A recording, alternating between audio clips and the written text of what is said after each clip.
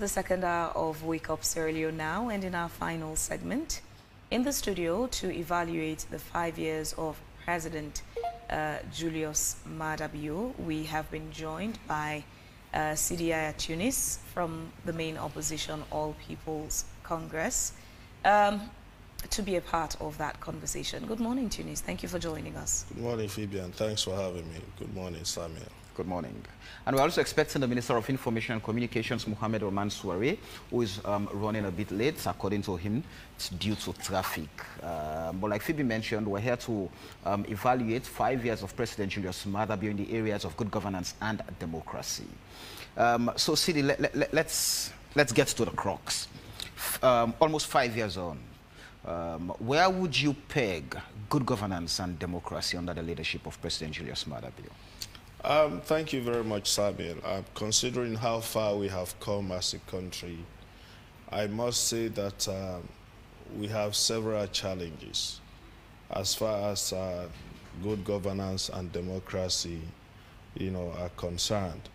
And I must also say that we are seeing a lot of deterioration when it comes especially to issues around good governance and democracy. And I would say so because, democracy itself is guided by laws, principles, and also participation of people, be it opposition, citizens, government.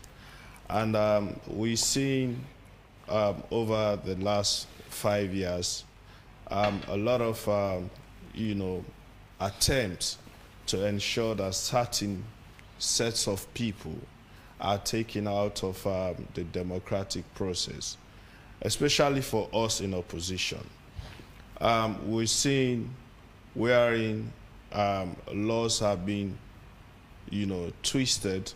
If we can be specific, it would help guide the conversation, please. People who have been, you mentioned efforts have been made to take out certain people out of the democratic space. Yes, let me start, Go ahead.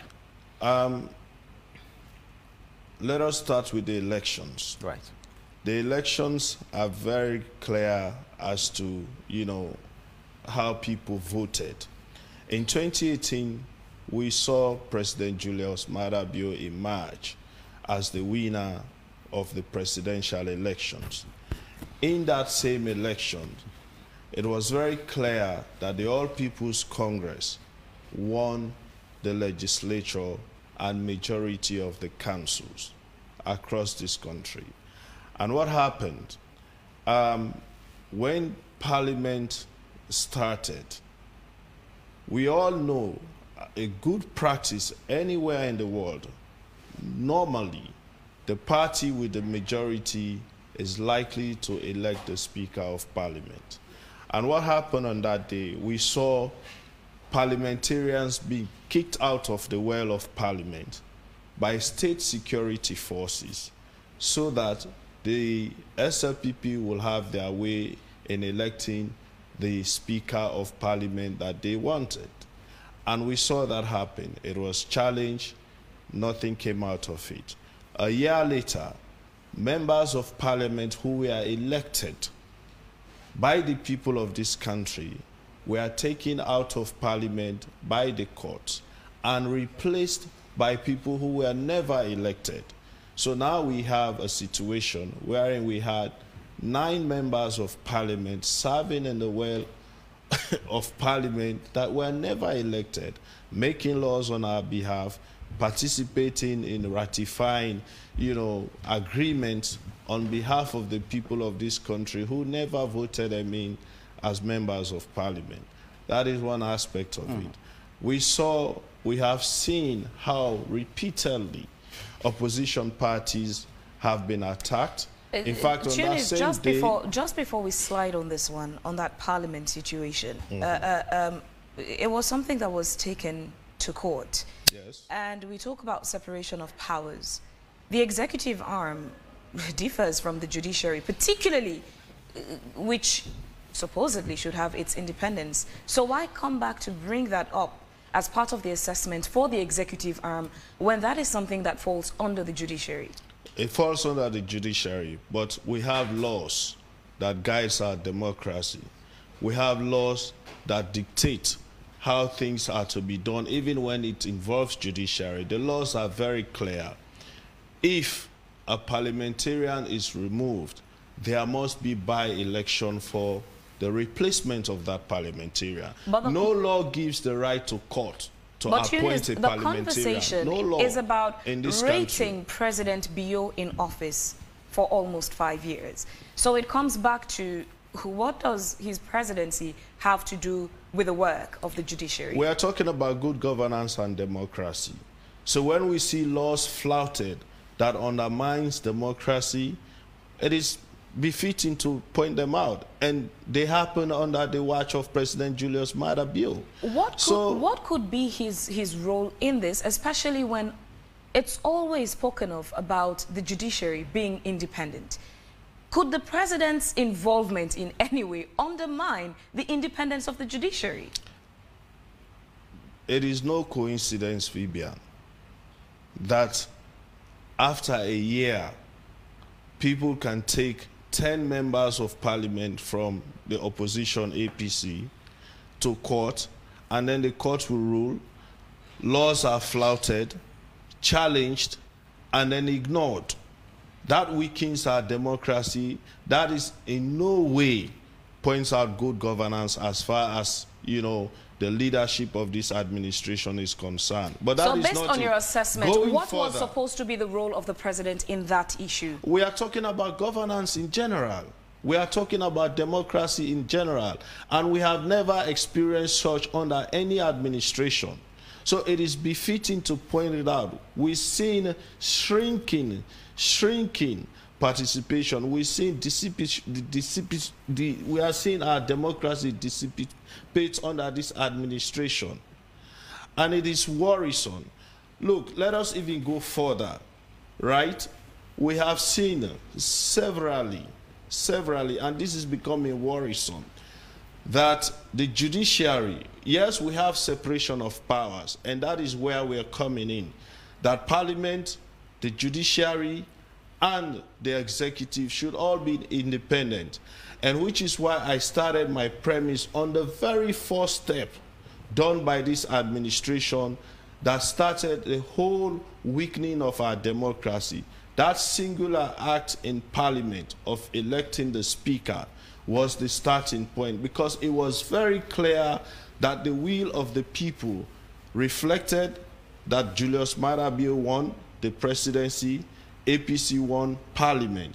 And so the manipulations started in parliament to elect the speaker of parliament, and going further to remove our members of parliament, also going further to have security forces attack offices of opposition parties. It is not just the APC. We have records.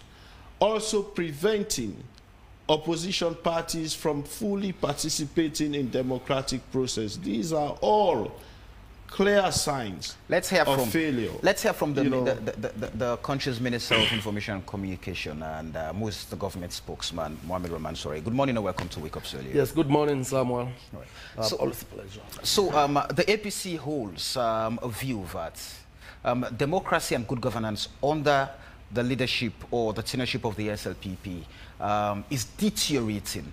And some of the pointers are that you manipulated Parliament in the sense that you got a speaker that was not supposed to have been elected speaker because you got members of Parliament of their party out, so they were not able to participate, and also influenced the judiciary to kick out some of their members of Parliament and got SLPP members representing those seats.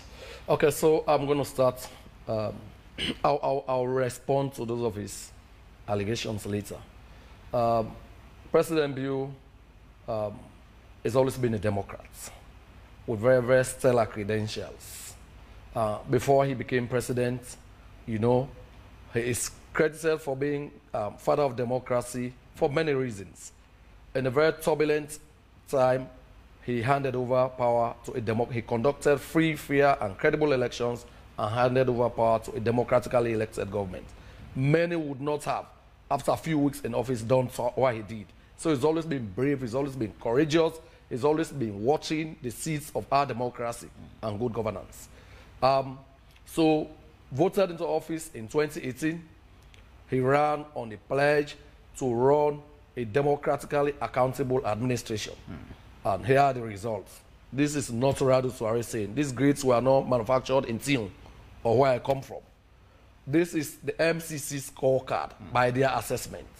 For freedom of information, it's 98%. No journalist is in jail on account of the practice of their profession because the president, even though was the most castigated by irresponsible sections of the media in the run-up to the elections, he promised to repeal the criminal libel law. That was done. The Right to Access Information Commission has been rebooted. The Independent Media Commission is giving unfettered freedom to do their job. And no citizen is in jail on account of free expression of responsible free speech. Political rights, again, MCC. Sierra Leone scored 94%. These are things we've never passed, right? So these are our ratings. 94% political rights. Civil liberties, 92%. Civil liberties include some of the things he's talking about: right to associate, right to freely express yourselves, right to belong to political parties of your choice, and all of these things, right? Rule of law, we score 65%. These are things the previous administration for 11 years struggled to pass, right? And you talk about many other rights that we have done well on. So this is the government he has chosen to characterize. So, having said that, let us come to the issues. He is aware the same court that he now sits here and castigates is the same court that endorsed their expulsion of the former vice president. Right? That by then the judiciary was independent. We in the SLPP knew that's the highest, that's the seminal court of the land. We accepted the people of Sierra Leone, we moved on. And you condemned the action as a party? No, you can't do that. What more can you do other than that? Right? So that is just to say that decision was wrong from the part of Well, we had an opinion about it, but that is not important in context. Go ahead. Yeah, we had an opinion about it. Right? It is the same court that he now sits here in one breath. Oh, the Supreme Court had done well. In another breath, he's now running them down. That's interesting. See how things change? Again, the other bit is he talks about police officers removing their... But these were enforcing the law. You know, he spoke very effusively about the rule of law, about obeying laws. That is all responsible MPs should do. Court orders are meant to be obeyed. And the police is an enforcement organ. Again, we're talking about separation of powers. Did that not create some level of, did that not taint the image of democracy under your watch? No. So, are court orders meant to be enforced, or they are just, you know, loose, gaseous declarations by the courts? Court orders are meant to be enforced. That was what the police did that day. So let's not bring it in out as if it was a very extraneous thing, you know, that came from nowhere, right? So I think it's very, very important to note that the police acted, you know, by way of enforcing court orders. So nobody gave anybody an undue advantage. I mean, you talk about, you know about the elections of Ansel Lansana. Ansel was removed by Parliament, from Parliament by a court order, and a replacement was sworn in without any of these things he's talking about. So in law, one of the sources of constitutions themselves are, you know, Sidi, just before you come in, let the minister make some clarifications on this. So Sidi mentioned political intimidation on opposition politicians and how the police have been used to, or should I say, the system has weaponized the police against opposition politicians, dragging them in and out of cells and all of that. Is that something you want to respond to, and whether or not that is... Well, Sidi was on your program and other sister programs just last week, you know, literally eulogizing the police, praising them for the professional way in which the police, their convention, and all of those things, you know. So I see this as speaking from both sides of the mouth, you know. So, yes, that is Sidi. He sits here. I'm not misquoting him. I listen to him. And I was pleased that our democracy has come a long way to an extent that even the main opposition. And I tell you, something we never benefited from when we were in opposition. The SLBC under me has never been as free as it is now. The APC convention was covered from pay to pay rate, like we say in local parlance, from start to end. And no opposition element would dare say they have been refused an opportunity to speak. If any such case exists, I will resolve it on air as I sit here. All right. Let's allow Sidi to respond to some of the things. So the minister has highlighted some indices painting the government, I mean, in a very good light, that freedom of information, civil liberties. So all of the things you're claiming, the MCC scorecard is saying, no, it's a green light. They've been doing extremely well. He just talked about the stellar credentials of, stellar democratic credentials of the president and the system. I mean, Samuel, we all know how some of these indices come about. But let me take the minister's attention to the 2021 United States government human rights record, human rights report on Sierra Leone, that clearly stated that their government has been involved in extrajudicial killings, and they were highlighted: the Pademba Road massacre, the Tonkolimba killing, the Mile 91 killing, and the many arbitrary arrests of opposition leaders. Clearly stated in the 2021 Human Rights Report by the United States State Department. He will not mention that because he knows that these are the things that we have been talking about. How much our opposition parties have been subjected to harassment, you know, under the watch of His Excellency President Julius Maada Bio. And let me even go further. We have always, as an opposition, maintained that for 11 years, we focus on making sure we unite this country.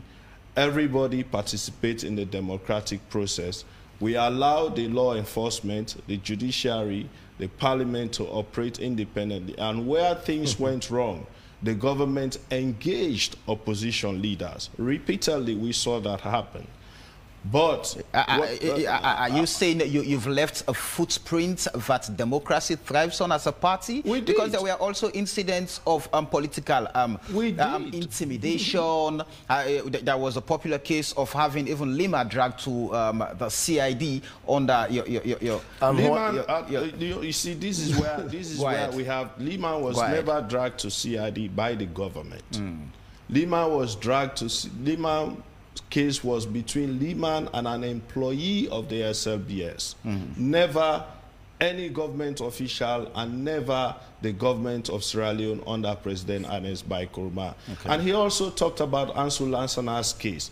Ansu Lansana's case was a different case. He was never removed by the court. Here is what happened. He was petitioned by a member of the SLPP even before the elections.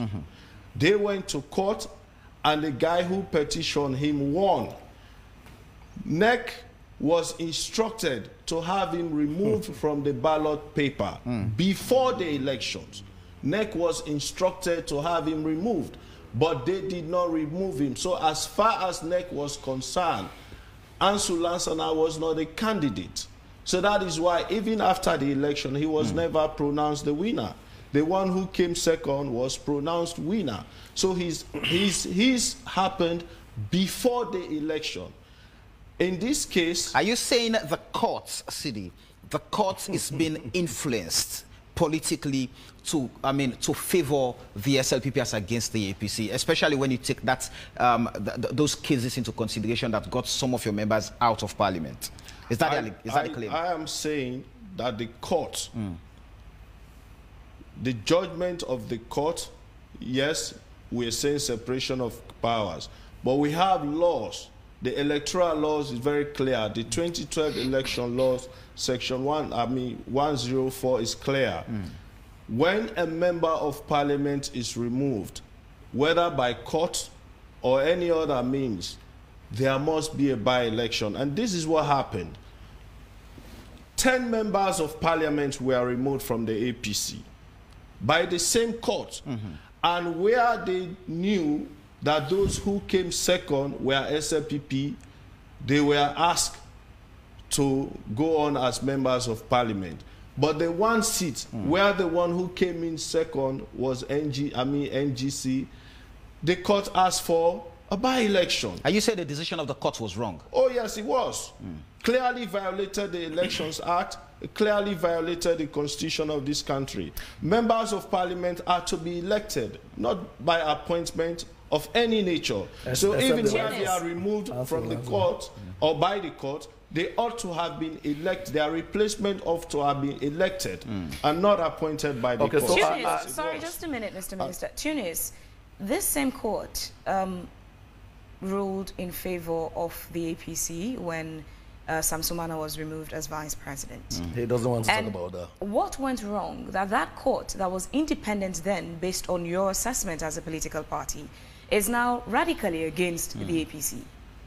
I am not saying this is not about APC, SFPP. I am talking about laws here. The only competent authority to interpret the constitution of this country is the Supreme Court. So it still stands on that premise. That same court ruled in favor of President Koma's decision to replace the vice president. It was independent then. How is it now not independent? I am coming. You asked me a question. Let me answer. Go ahead. The court is wide enough. We have the High Court, we have the Appeals Court, we have the Supreme Court. We are talking about three completely different things here. Sam Sumana's issue had to do with constitutional interpretation. Right. Clearly so. And when it went to the Supreme Court, when the Supreme Court made their decision, we have taken cases to the Supreme Court that have been decided by the Supreme Court. You never hear us coming back and say, oh, no, the Supreme Court, because they are the only competent authority to interpret the constitution of this country.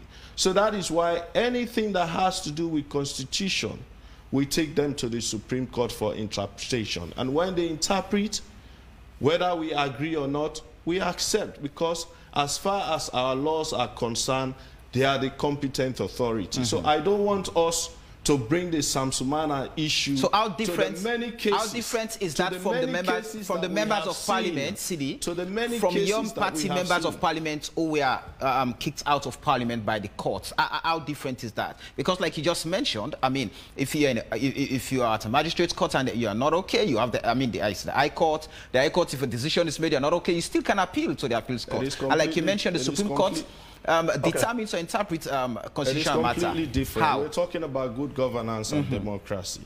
And I'm talking about how democracy is guided by laws, and how democracy is guided by how much we are able to implement these laws. The laws are very clear when it comes to elections. You're right. I have stated the section of the Elections Act and also the Constitution.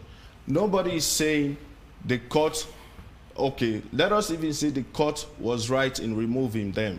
What I'm emphasizing, their replacement, there is no law that gives the court the right to replace members of parliament. None. Other than elections. So legal experts. And that is what I'm emphasizing. Legal experts, Mr. Minister, yes, I'm bringing you in. So even legal experts who advocate for the rule of law also sided with the APC saying that the court, we've had conversations here with many of them. They've advanced arguments, so the likes of Suwisembe Mara, the likes of even... these are opinions. That's why, I like lawyers. I like lawyers. They say opinions. The opinions are what they remain until the courts prove it otherwise. We always look forward to their legal opinions when we have issues around... so they remain opinions. So I'm not going to comment on other opinions as against what the law what the law provides. What the law provides is that, I mean, if there's a problem with a by-election, there must be a rerun. But the court did not order a rerun except for one. The court ordered that those members of parliament who won because of overvoting and other electoral malpractices as deemed by the court were kicked out and replaced by those who in second position. It is the same court that denied His Excellency's nephew an opportunity. He did not win his appeal. He did not win his petition. He lost out. Others, in the opinion of the court, whose cases had merit, got the justice they deserved. Right? Let us stop this double speaking. When it favors us, we say, oh, the judiciary is done well. When it doesn't, we cry foul. I mean, that's not right. It is the same judiciary under his watch. His Excellency has ensured that every district now has resident judges. This has never happened in our 61-year history as a nation, right? That is access to justice to more and more Sierra Leoneans, right? Does access guarantee the administration of justice? Well, there have been testimonials, right, all over the place of people who were wrongfully sentenced, whose matters have never come up for years. You know, the justice sector put a committee together, they went around, they have been able to right those wrongs, those historic wrongs, right? So now, more people are accessing justice at their doorsteps, and, you know, the old saying that justice delayed is justice denied no longer holds. Because if you have a case, you're waiting for a circuit judge to come once every 3 months to try you. Even when you are proved innocent in the end, acquitted and discharged, you would have spent inordinate time in jail. So this is all being resolved. We have to give it to this government. In terms of civil society, this is the very first time again in 61 years or in 62 years that you see an organized civil society government dialogue, you know, led by the VP, where they co-create, you know, they discuss issues of pertinence and of importance to this country. It has never happened. Was that not a so the space is free? Strategy. Was that not a strategy to co-opt the social? No, this is not the kind of civil society. When we repeal criminal libel, we did not co-opt you. You are as free as you choose to be. This government does not co-opt. We simply want it to be fair to us. That in the 61, 62-year history, we have invested 22% of our budget. Every kid now has a fair chance of going to school.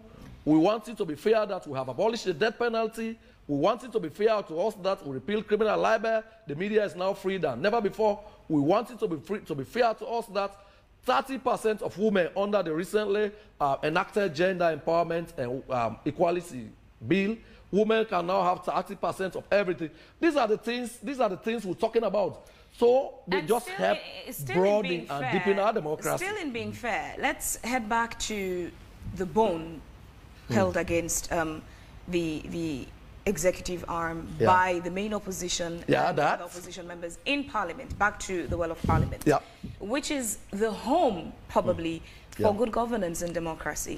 So the process that led to the election of the Speaker and some of the activities that have gone on in Parliament left the main opposition and other opposition members challenging the executive arm, blaming the President for some of those activities in Parliament, alleging that it's foul play to disenfranchise the main opposition and other opposition members. Well, is that fair play? We could talk here till the cows come home, Fabian.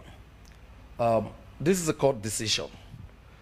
Like someone mentioned. I'm not talking about the MPs. No, I'm talking about the Speaker, how the Speaker got elected. That is what I'm saying. That is what I'm saying. Parliament regulates itself, they say, right? And the APC MPs you're talking about were removed from Parliament as a result of a court order. We cannot discuss that further. Anything we say here is an opinion.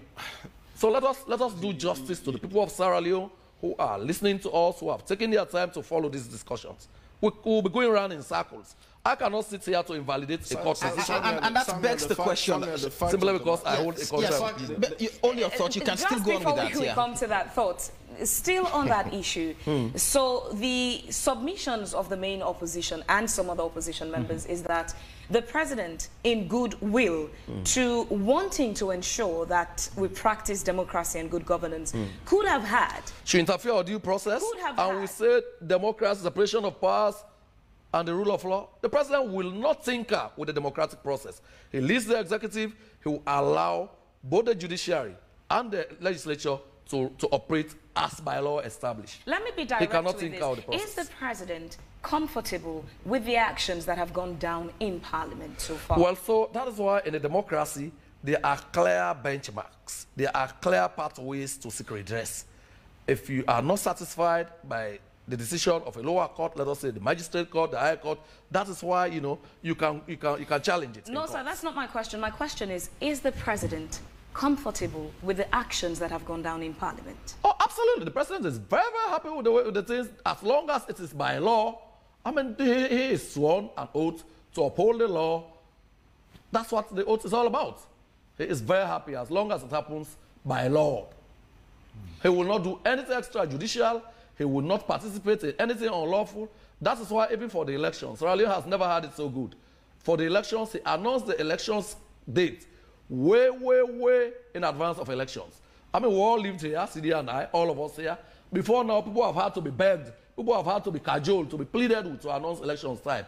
It's either me, after me, na me, tenure elongation, or something. They make it look like something you keep very close to your chest. This president is very democratic. He wants every political party to have time to organize themselves and to put forward their best foot. Sidi, let's hear. Because you can always win in democratic elections. I mean, the fact of the matter is the president has to be very happy, of course, because everything we see happening favors him.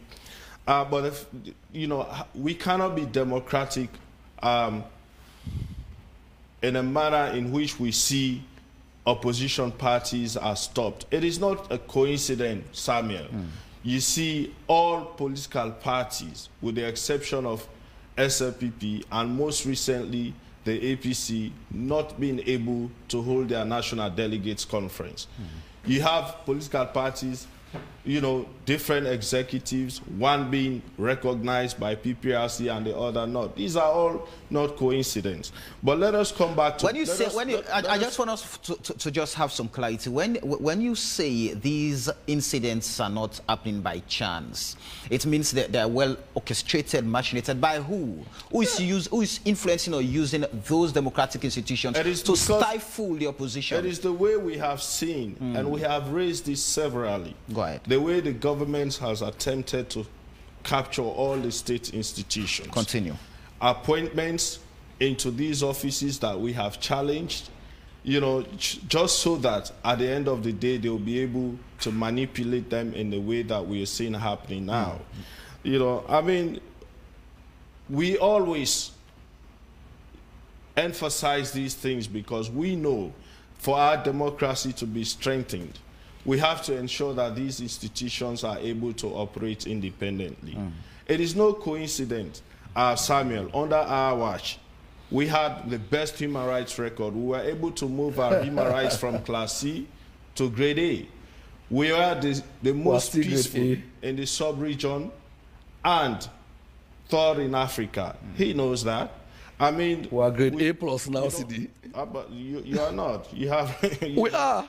I'm on here saying, challenge me. Let me come. Don't interrupt me. Okay, sorry about that. Thank you. Yeah. Right? Even with the MPs, we challenged the matter in court. And why we raising this? Because of the delay. When our MPs were removed, we went as far as the Supreme Court. They delayed to even table the case for hearing. So these are all the concerns that we have. You're talking about access to justice. We say justice delayed is justice denied. Go to CID. You still have people that have been there for 8 months, 10 months, without them even being taken to court for their case to be heard. And this is wrong. We know they are only supposed to be held there 72 hours or maximum 10 days. Their case should come up for fair hearing and to be determined whether they are guilty or not of whatever allegations that they are in there for. But you have people there, you know, I spent 3 nights there. So, you know, even though he's saying no politician have ever been... Were you held because it's also lawlessness, you know, lawlessness, when people choose to be lawless, they will face the law. Freedom of expression is enshrined in our constitution. To merely state what is inevitable, that the people of this country will have the opportunity to mobilize, to lawfully remove the government from power. I don't see anything wrong with that. Your president is busy calling people anyampis all over this country, even when launching the new airport, he was busy referring to people as Anyampis. But I'll tell you, if anyone calls the president Anyampi, somebody will have to write a press release. You know, I'm happy that you finally conceded it was a new airport. Somebody will have to come to you. Yes, know. with all of these things you've highlighted, and the indices the minister mentioned, and some of he has not brought any facts, and some of the laws that have been legislated. So you have the women now having that 30% quota they've been clamoring for. You have they've also abolished the death penalty, expunged the criminal aspect of Part 5 of the Public Order Act, and some of these things, and including some of the human rights recommendations that have been accepted and put in Sierra Leone. Are these things worth celebrating? You see, Samuel, when you're in governance, whatever you do, you have to be sincere. Don't do it because you want to gain international recognition or score political points. The issue of repealing the Part 5 of the criminal libel law, this is a process that started many years ago. They succeeded in completing it, but look at what they did. They introduced the cybercrime law that is even worse than the criminal libel law. Whatever you and I do now, we are being censored. Our communication is being censored. Our text messages are being censored. You know, and that in itself takes away the freedom that you and I should have as far as it relates to what we do, our freedom of speech, our freedom of association. You know, and we see how they have attempted. But in this era of social media and the internet age, do you not see a need that should have been regulated? We see how they have attempted to use the cybercrime to go after opposition politicians. We saw a classic case with Honorable Kemosi Say. They wanted to use the cybercrime law to go after him. But unfortunately for them, they quoted the wrong law. Even their own law, they don't understand it. They just brought it up to go after opposition leaders. Okay, so let me comment quickly. Sorry, quickly. Tunis, in your opinion, was there no need for the cybercrime law, especially when you consider that social media particularly had become a menace that people were using against other people, threatening not only national security, but also defaming other people? Was there no need absolutely for cybercrime? This is where we go wrong. When we talk about cybercrime, it is not limited to social media activities. That is a minute part of it. But it includes it. There are more graver issues around cybercrimes than that the communications you and I do on social media. But that is what they want to use. That is where their emphasis is, because the crime itself, as envisaged by us and our international partners, to ensure that we are able to curb crimes such as money laundering and other graver crimes, they focused on what you and I do on social media, so that they see this as an opportunity to clamp down on the opposition and to also continue to suppress our freedom. We would be wrapping this up in a bit. But Tunis, no, I'm not time. You had enough time. You are not moderating this program today. I need to be given an opportunity. Hold on. So don't influence. Gentlemen, hold on. Tunis. I go home and relax. When I'm here, it's business, sir. Gentlemen, please focus on the presenters. Tunis, with the way it goes, we get to a point where internationally, with MCC scorecard and other international ratings, Sierra Leone does well. But when it comes to especially having a conversation with the main opposition, you don't necessarily toe that line. Where is the gap that these people, these ratings from MCC, they're aware of what's going on in Sierra Leone?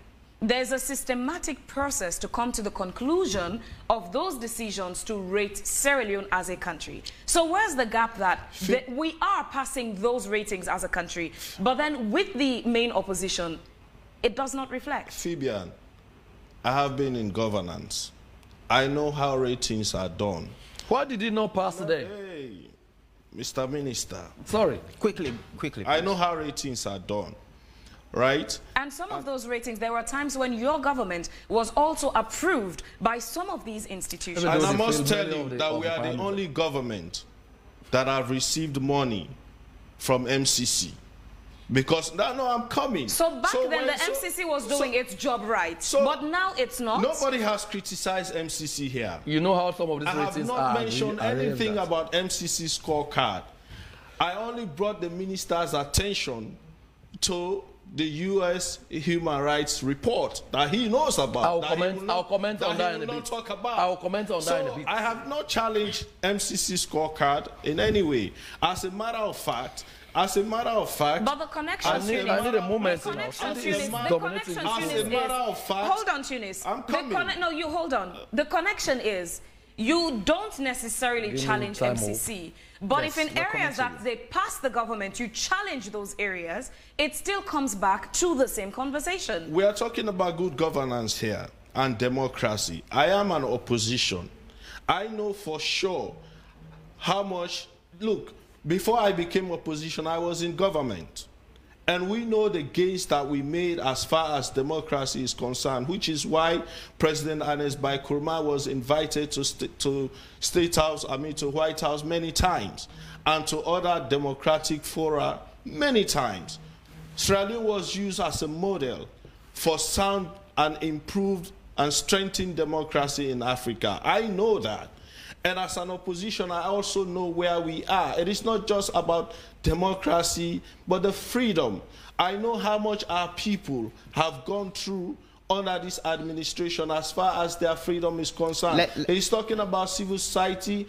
You know how many civil society activists that have been arrested and locked up, that some of us have had to go and try to bail them out. So this idea of democracy. How do you, as main opposition, bail out a CSO? What do you mean? I mean, as citizens, whoever is arrested, we go to just and let me come in. He's been coming I have not challenged MCC. In fact, as some of these scores that they enjoy now, it is because of the work that we did. You know, when you talk about anti-corruption commission scores... I'm so sorry to interrupt you there, Tunis. We're trying to manage the time. And, Mr. Minister, you would respond to his submissions. But before that, quickly, the status of, as we still have this conversation on good governance and democracy, accountability comes part of that. Now, we have a situation where the president, we remember vividly in his inaugural speech, made mention of the 3 wars he's fighting as in the country. One of them particularly was corruption.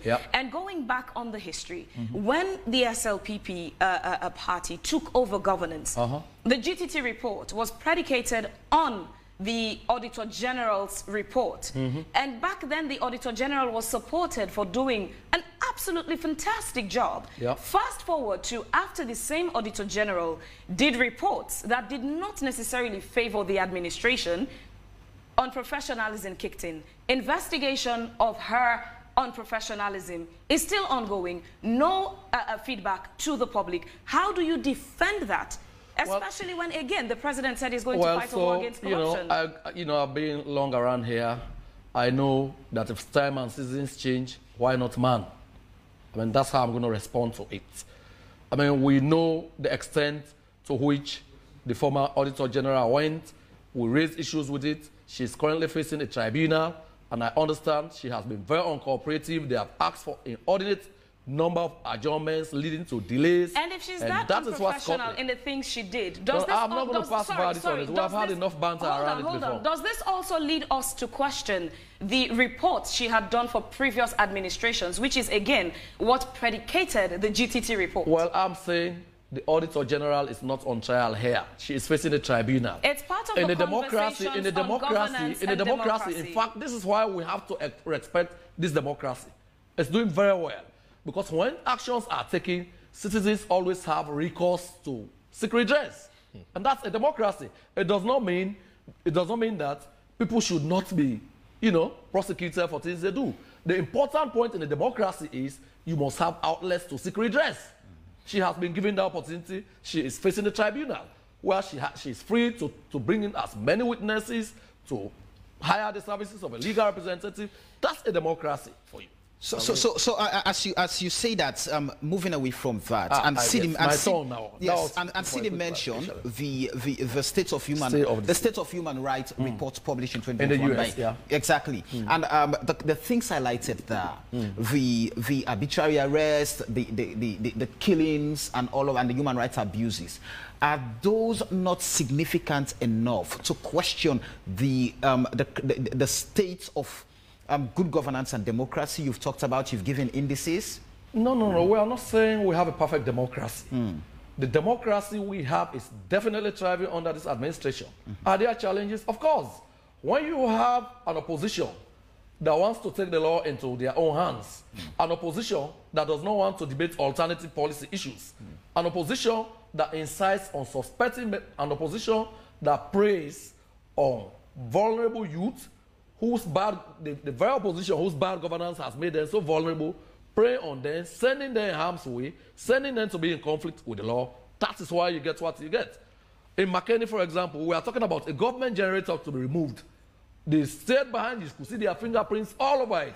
Incited on suspecting young boys. Sadly enough, lives were lost. It's unfortunate and regrettable, but that is it. When we were in opposition, we had Wednesday press conferences. I was a regular member of that thing. With our chairman will address, if you want to choose free quality education, we'll do alternative policies. But you would never see the APC do that. Every day, they will use ventriloquists abroad, they will use surrogates abroad, proxies abroad to threaten the peace and stability of this country. As a government, we will not sit idly by to see that happen. The Pademba Road massacre, for example, they call it. Right. The Pademba Road fallout. I mean, there were audios, videos shared in many forums on social media. We were all here, right? Days before then, days before the incident in Tumbo, days before all of these. And the president made a state broadcast on that. We will no longer allow lawlessness. This is a democracy. There are legitimate, legal, and decorous pathways to realize political goals. Could the situation have been handled better? Could the situation have been handled better? The situation could have been better. Opposition parties use legal, decorous, peaceful, legitimate pathways to gain power. So the claim has always been that government framing national policies as a tool for vengeance. Is that anything to go by? Well, if that were the case, that is why we frame the free quality education. Our vengeance is to ensure that we leave no kid behind, whether you are from Tiun, from Bombali, from anywhere. That is why we frame the repeal, so that every journalist... So, I mean, it's nonsense. It's a very ridiculous... So as we wrap up, the other claim in that very report that I just cited from the Institute for Governance Reform, that same report is saying opposition as a way of escaping accountability is using, party supporters as shield. Could that be the case with what the minister is submitting here? Absolutely not. Absolutely not, Samuel. For 5 years, we have gone through just about every form of harassment that you can imagine that would have warranted us to put our supporters on the street and make this country ungovernable. Like Dr. Samuel threatened? But we held our supporters back.